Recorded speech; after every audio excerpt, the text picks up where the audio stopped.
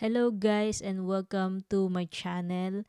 And for today, magtatagalog muna ako because I will be talking about the Philippine Women's Open. Okay? Ito yung kauna-unang WTA event dito sa Philippines and sobrang excited na ako, especially for those tennis fans na excited din manood nitong event na to. So when I check, as of now, ano nga ba yun? January 2022 at 9 p.m. Wala na akong mabiling ticket, guys, sad to say. So, hindi ko siya mapapanood ng live. Pero, itatry ko mapanood kung maganda yung reception nila dito sa website nila ng live, no? Pero hindi ako makakapunta sa event mismo.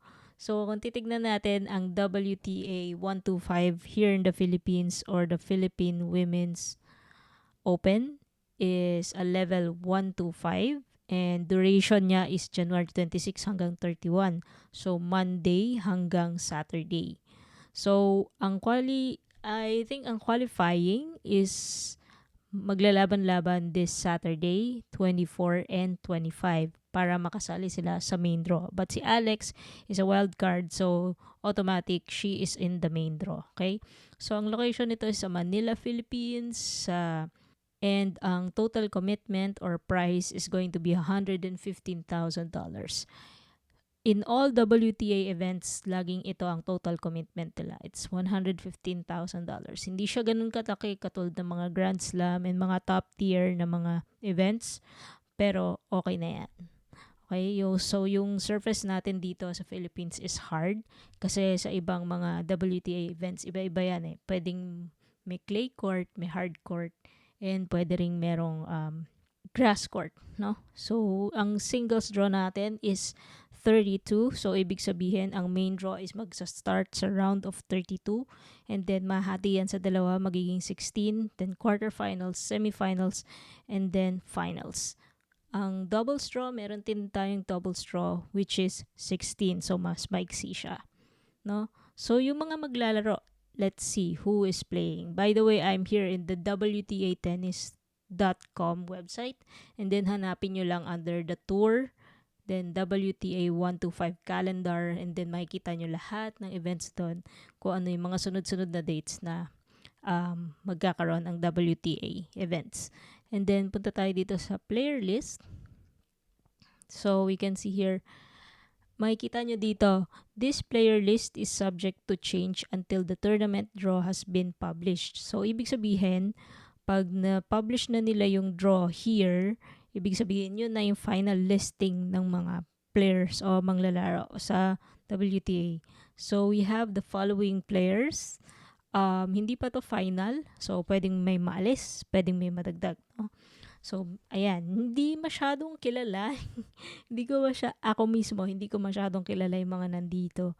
So, yan. Pero yung mga narinig ko na ito, sila Birel, ito yung nasa Grand Slam ngayon. So, we have, what else? Ito, si Kudermetova. And we have here, Tatiana Maria. Naglaro din yan. Si Camila Osorio. Ayan. Ito yung mga early exit. Mga nag-early exit sa Australian Open, no? Yan. And then, we also have Solana Sierra. I think may picture sila ni Alex Iala together, no? Nung nag-post si Alex. And then, we also have, ito, si Uchijima and Lulu Sun. Ito si Lulu Sun. Magaling to. Napanood ko to nung Wimbledon. She parang hanggang semifinals ata siya. Ng Wimbledon last 2024 pa. And then we have Donna Vekic, yung natalo ni Ayala twice, but she's a very good player of course and as well. And then ang kalaban pala ni Lulu Sun dun sa Wimbledon was Donna Vekic. And tinalo siya ni Donna Vekic nung time na yon. Meron din tayo si Wang Xinyu. Maglalaro din siya. Gusto ko sana siya makita in person. Actually, nasa ano pa siya, Australian Open pa siya, no, ngayon. So, hindi pa siya laglag doon. So, baka not sure tayo sa kanya kung talagang makaka-attend siya ng WTA 125. And then, si Yala is, of course, wala dito because she's a wild card. Pero, automatic she's in the main draw. And then, in the doubles, ayan, Makikita nyo rin dito kung sino yung mga magkakakampi sa doubles. You can see here. I'm not sure if si Yala will play doubles, but anyway, here in the qualifying, makikita nyo rin yung mga players na maglalaro sa qualifying sa sa November, this 24 and 25. Ayan. And then past winners, of course, wala pa tayo niyan. So, walang lalabas na past winners. So, kung gusto nyong ma-check yung ibang mga WTA events here, nandito lang yan. And then makikita nyo yung mga previous past winners ng mga iba't ibang WTA events. So, maganda tong website na to, no? So, and then, of course, after ng match ni Yala sa WTA event, she already confirmed that she will be playing the Abu Dhabi Open. Yeah. On, I think this is February 1st week. So, matik yun, just in case matalo si Iyala early in this WTA 125 event, pupunta agad siya dito sa Abu Dhabi, no?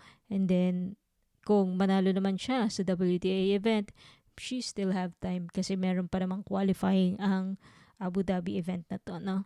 So, ayun lang guys, ang short video ko about the updates on Alex Iyala and her upcoming events. And sana sundan nyo ang aking channel and mag-subscribe kayo para ma-update din kayo sa mga susunod na mga events ni Alex. Okay guys, so let's support Alex Yala and see you again guys next video.